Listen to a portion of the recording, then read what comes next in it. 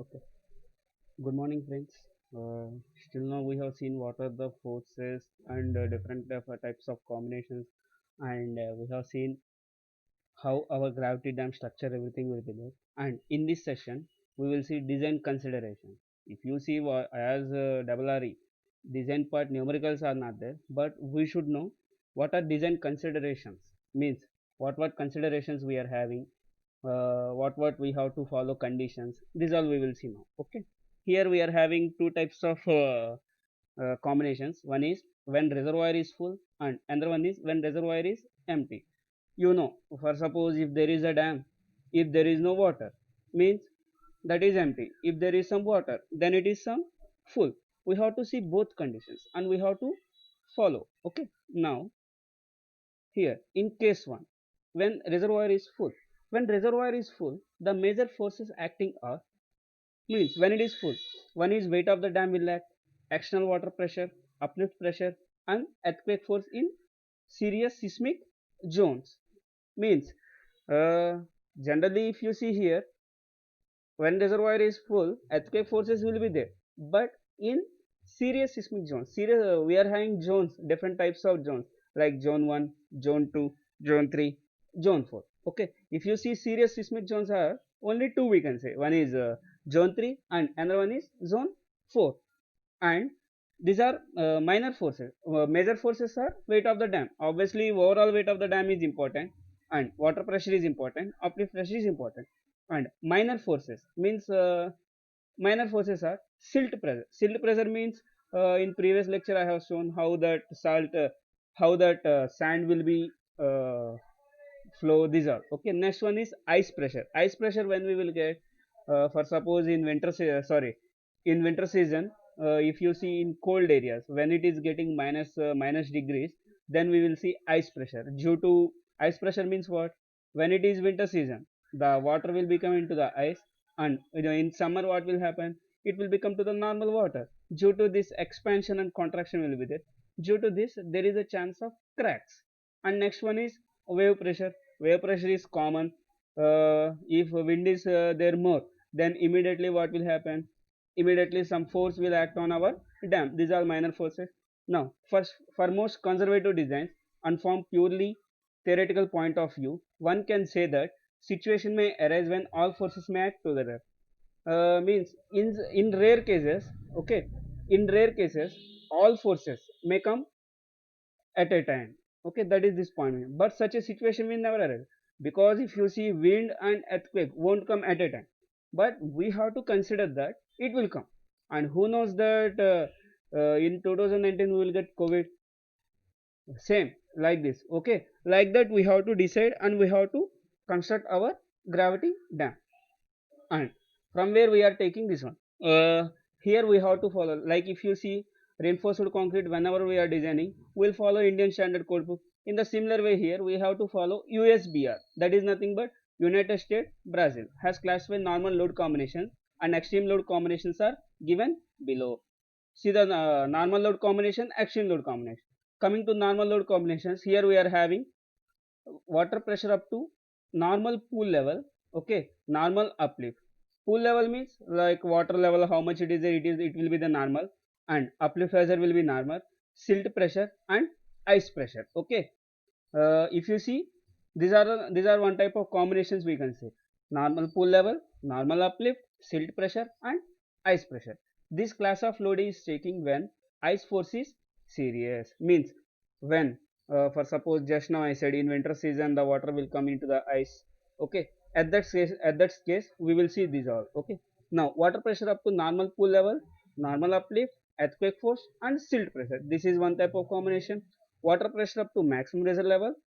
Okay, maximum reservoir level means water level will be there more, normal uplift and silt pressure. Okay, these are the normal combinations.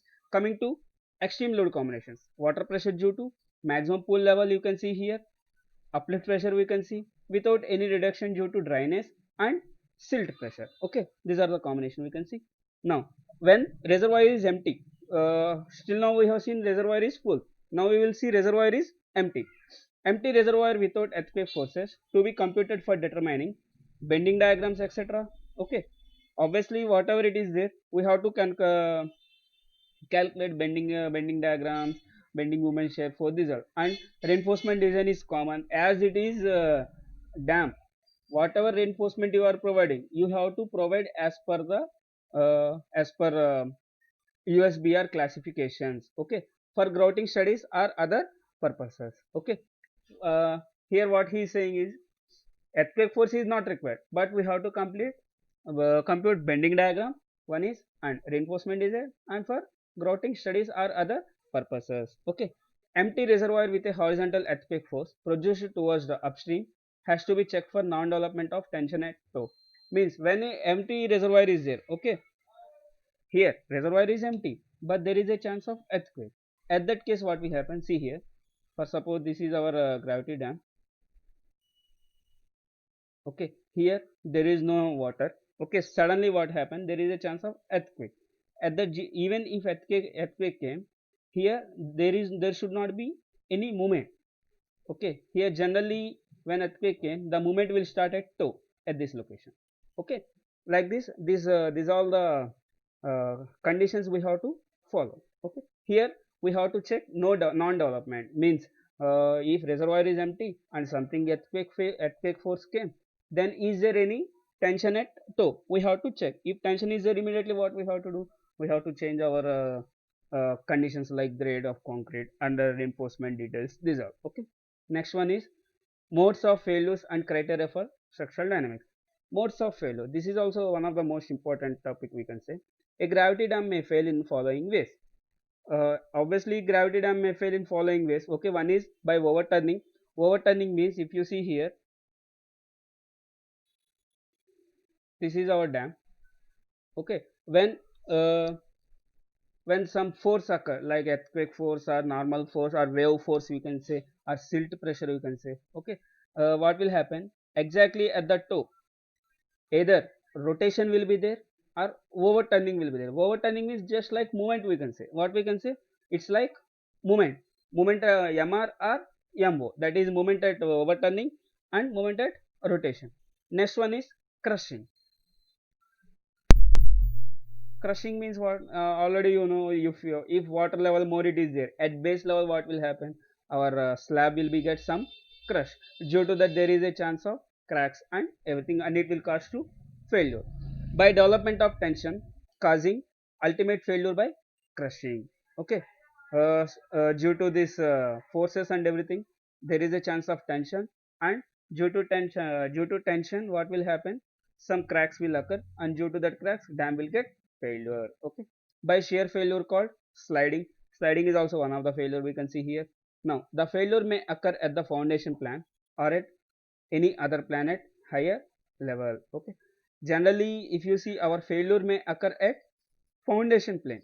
Okay, or at higher plane means how we can say, for suppose see here the failure whatever it is there, it may failure at any point, but when we don't know. Okay, but when we don't know, generally the failure will be at foundation, if not any other higher level. Means for suppose see here, it may come at this location failure, or this location, or this location, or this location. Means wherever our dam is weak, at that case we will get some failure point. Okay, next one is next coming to overturning. If the resultant of all forces acting on a dam at any of its section passes the toe, the dam shall rotate and overturn. Just now I said what I said. For suppose if any some movement it is there, immediately that toe location what will happen? Small movement will be there. That movement we have to that is nothing but overturning movement or rotation movement. Practically such a condition shall not arise. The dam will fail much earlier by compression. Generally due to this force and due to this overturning it is all, dam won't fail. Mainly it will fail by compression, that is nothing but crushing. Okay, the ratio of writing moments about toe to the overturning moments is called factor of safety against overturn. Means what we have to take? We have to take MR upon MO. Then it is nothing but factor of safety against, means overall moments we have to consider here. Moment at A, moment at B, moment at C. Okay, like this we have to consider, and we have to find the factor of safety against O. Generally the value varies between 2 and 3. Means here I got the 2.5 value. Whether it is safe or not, we have to know. Okay, here for this one overturning moment, the value is 2 and 3. Same we have seen in geotechnical also. Okay, now compression crushing. The dam may failure of its material, maybe due to its material may failure, or compressive stress producer may exceed allowable stress and the dam may get crushed. Means whatever it will happen. Here we will have two types. One is stress, compressive stress, that is sigma c, and sigma ab, that is nothing but sigma ab, you can say sigma ac, you can say, that is allowable stress. The compressive strength, how much it is there, it should not cross allowable stress. What will happen, it should not cross allowable stress. If it is crossing, what will happen, there is a chance of crushing, and due to this crushing, what will happen, there is a chance of failure of our dam. Now the vertical direct stress distribution at the base is given by, this is a general formula already we have seen in our strength of materials, geotechnical.